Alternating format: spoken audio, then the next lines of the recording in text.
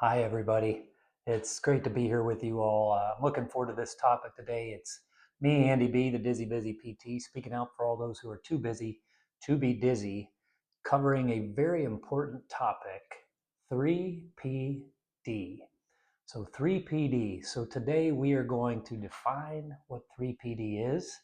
I'm going to share with you what I called 3PD in the year 2020 and how I have witnessed people who have that problem, what they go through since that time.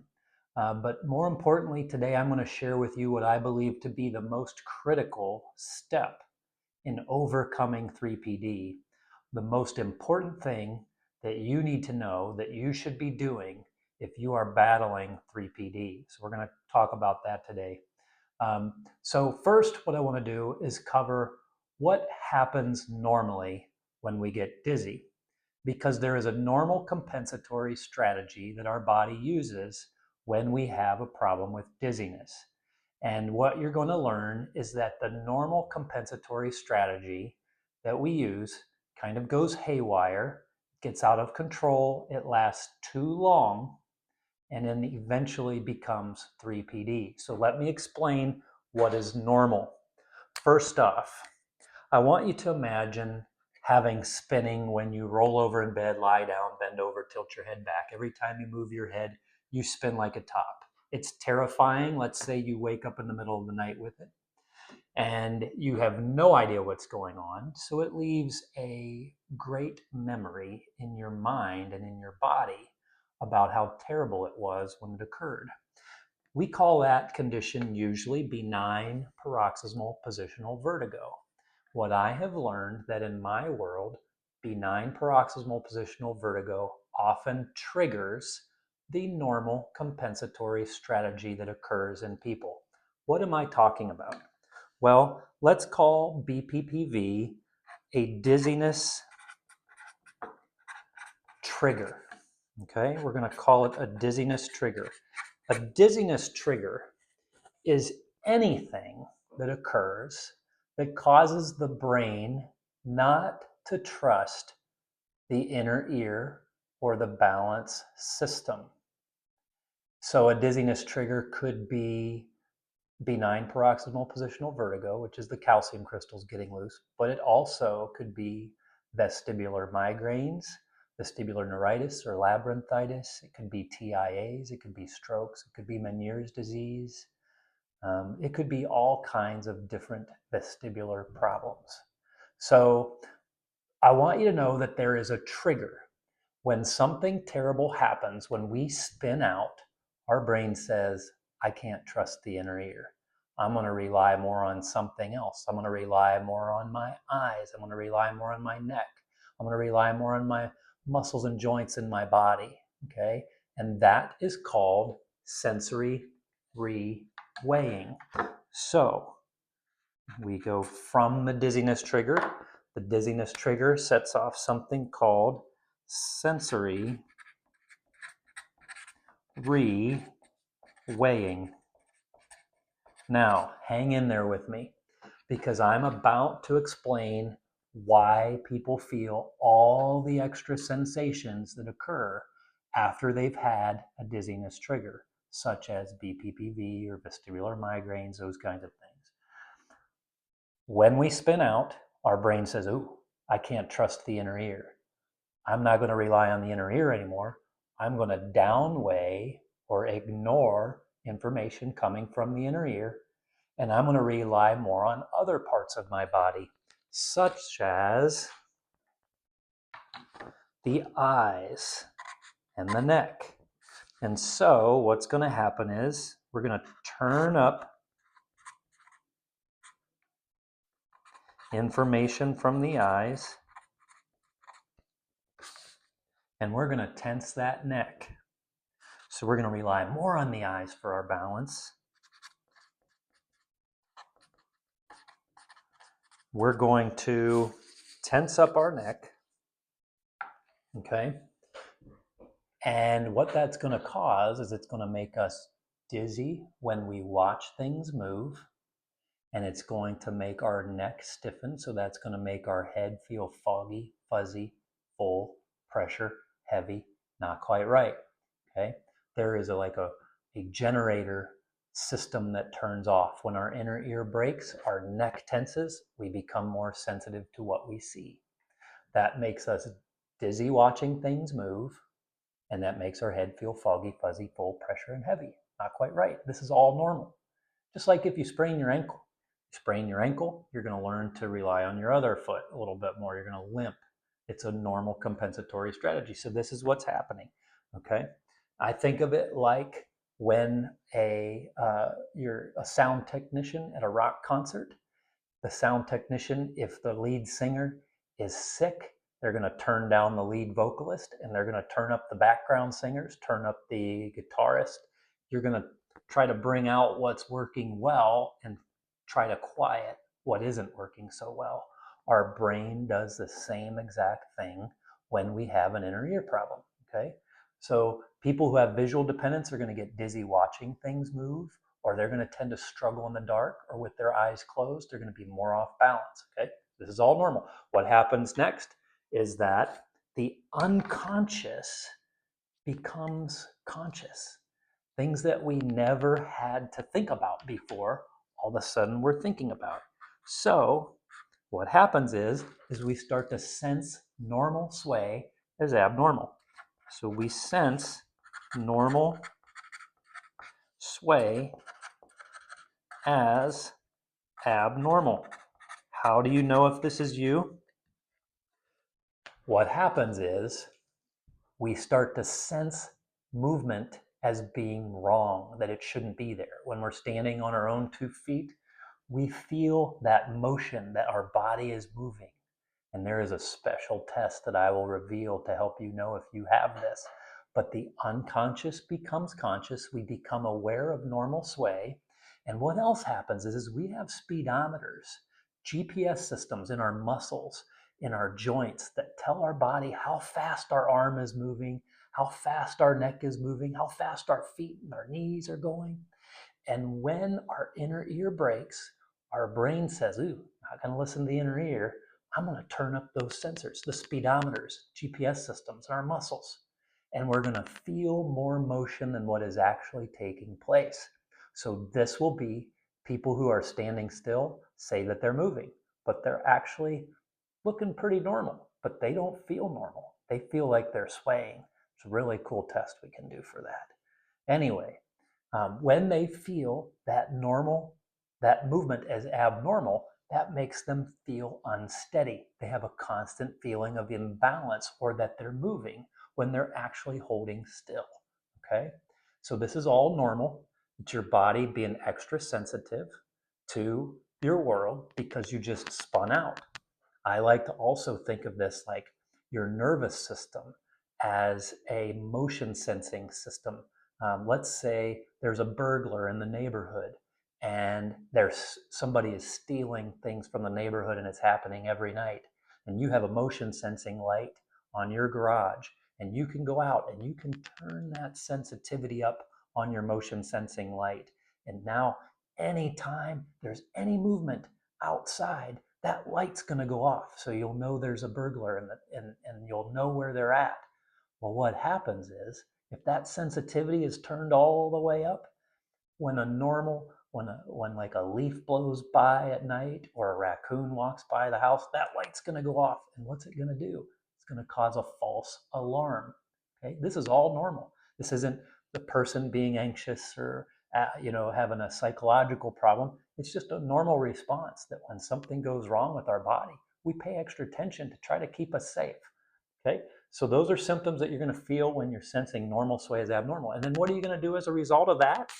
Well, you're going to try to stop your movement from happening. So you're going to tense up.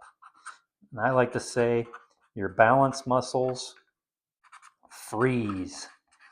You walk as though you're walking on ice, or you walk as though you're scared stiff. Now, these are pretty extreme, but a lot of my patients do this. Balance muscles freeze. We get tense, okay, because we don't feel safe. We feel every movement we make causes us to move more than we should. So we try to take conscious control over an unconscious event. And when we try to take conscious control over an unconscious event, we fail. We're not good at trying to maintain balance at a conscious level. It needs to be unconscious.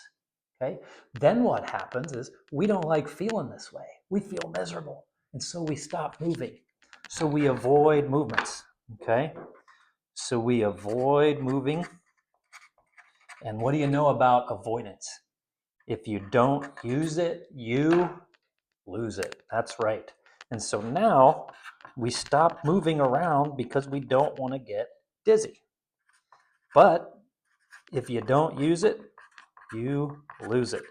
And our balance system actually starts to weaken. The system that we use to help us sense balance actually starts to get it just gets weak. And then when we do go to move, now we actually do feel dizzy and off balance because we're not using our balance system. We're not letting it do its thing at an unconscious level. And what happens as a result of that? Well, we start to develop fears or phobias. We develop the fear of falling, or worst case scenario, we actually do fall. And guess what that causes? Okay, so we actually do fall. We develop a fear of falling, and then that causes what we call height vertigo. Height vertigo is dizziness that you get from fear of heights on your own 2 feet. Now, if you don't know what I'm talking about, I like to use the example that when my wife and I, before kids, we went to Toronto and we went up on the CN Tower, and there was a glass floor on the CN Tower. And my wife, she could walk right out on that glass floor and hop around on the glass floor. And it said on a sign that you could have 2 hippos walk across that glass floor and it wouldn't break. But guess what happened to me? I go to walk out on that glass floor and I could not do it. My body froze and I started getting funny feelings in my head. Well, I'm looking down and all I see is the ground, you know, tons of stories below me, and it's making me actually dizzy. I'm having height vertigo. People can get this by just looking at pictures on the wall. I'm going to share more about each one of these elements because I have so many cool stories to tell about this. But that causes another kind of dizziness in people. Okay, it's just this vicious cycle that we get in, and we don't like to feel this way. So we start to use our hands for balance. But what do you know about using your hands for your balance? If you don't use it, you lose it. And that actually makes us anxious. Okay, and guess what anxiety does? We start to get anxious because we don't want to be dizzy. And anxiety actually causes our brain not to trust our balance system. So there is this vicious cycle that happens, okay? Now, a little bit of this is normal because when our inner ear isn't working right, and there are other triggers that we'll go into another time, but usually it's an inner ear problem. When our inner ear isn't working right, we're going to go into this vicious cycle. And it's okay for that to last, 10 days, maybe a few weeks. But what happens is it becomes a chronic vicious cycle that goes on and on and on. And this is what I observed in the early years of 2000. Okay, and 3PD, the diagnosis of 3PD didn't even come around, if I'm not mistaken, sometime around 2014, 2015-ish.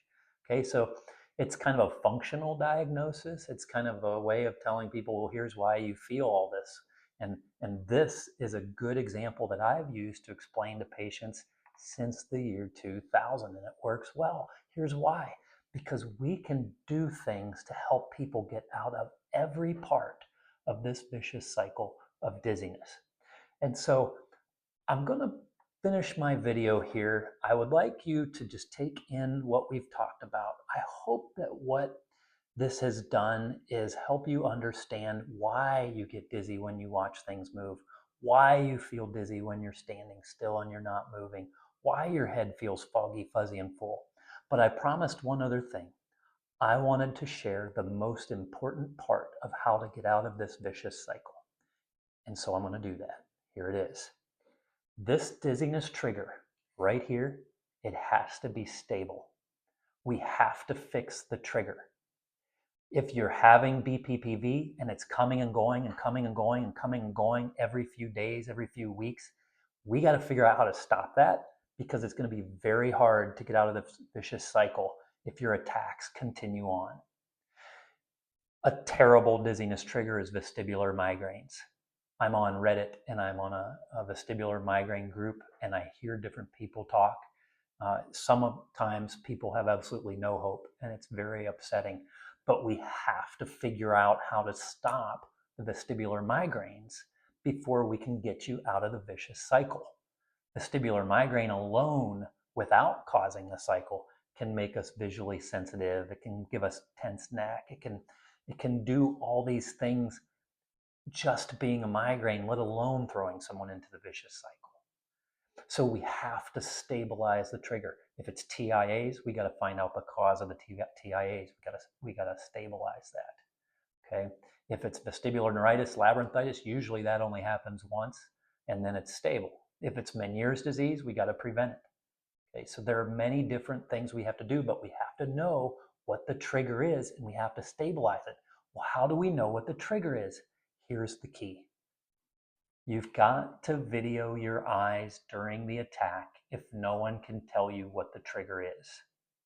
If you video your eyes during the intense attacks, when it's spinning hard, not the foggy, fuzzy, full pressure heavy, not the dizzy watching things move. I'm talking about the crazy intense spin. You've got to get a video of your eyes during that time and give it to your healthcare provider, because we can tell what direction your eyes are moving will help us know what is the cause of the trigger. Is the trigger coming from your brain? Is the trigger coming from your inner ear? And that can help us know how to fix it. Here's what else happens. This vicious cycle can be so terrible that sometimes people perceive that they're spinning and things are going crazy. But when we talk about it, when we take the video, sometimes there isn't any nystagmus, and the patient will admit, I guess it was more of a feeling like I could spin. So this leads to something I call red light and green light dizziness. Taking a video of your eyes helps you understand if you have red light or green light dizziness, and then we do something about each type of dizziness you have, whether it's red light or green light. I'd like to keep these videos not too long, so we're going to stop there. Next video, we're going to talk about red light and green light dizziness, and we're going to start breaking down each part of the vicious cycle. And I'm going to share with you how I have helped thousands of my patients find relief who are stuck in the vicious cycle of dizziness, known nowadays as 3PD. I hope this video helps. Please like, please subscribe. I am willing to go live on these videos if I get enough people who show interest. Feel free to share your experiences, your questions. I will be happy to answer them in a video. Hit the notification button on my channel so that you are up to date on all the things that I'm talking about lately. Let's make a group of people who can help one another battle this together. My goal is to make it so that you can go and spin no more.